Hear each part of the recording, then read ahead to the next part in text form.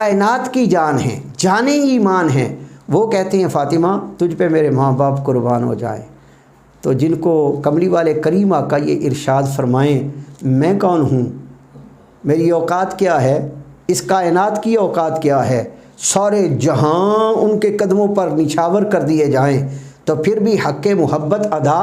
نہ ہوگا، زمین و آسمان قربان کر دیا جائے تو تب بھی حق محبت ادا نہ ہوگا، زمین و زماں اور چنین و چنا کو ان کی چوکھٹ پر نثار کر دیا جائے تو پھر بھی حق ادا نہ ہوگا۔ اس لیے کہ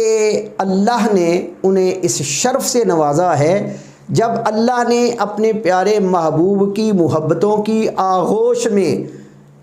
اس پاکیزہ ترین کلی کو بھیجا ہے تو یہ شرف ہی کافی ہے،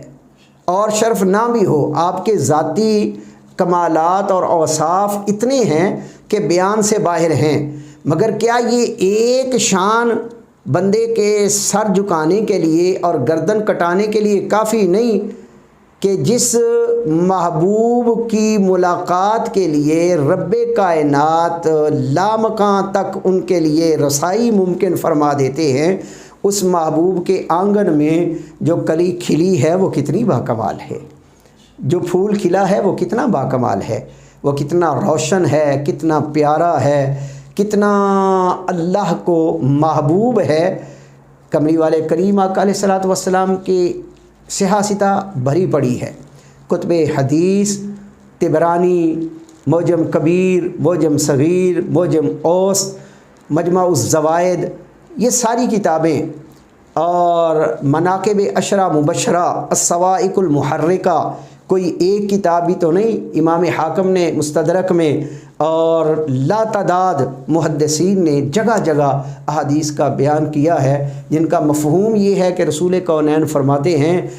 اس کی محبت میری محبت ہے، فاطمہ تو بدعۃ منی، یہ سیاستہ میں اور حدیث کی 36 کتابوں میں، لا تعداد کتابوں میں یہ روایت پوری اسناد کے ساتھ موجود ہے، مختلف راویوں نے بیان کیا ہے کہ کملی والے کریم آقا علیہ الصلوۃ والسلام فرماتے ہیں فاطمہ میرے جگر کا ٹکڑا ہے،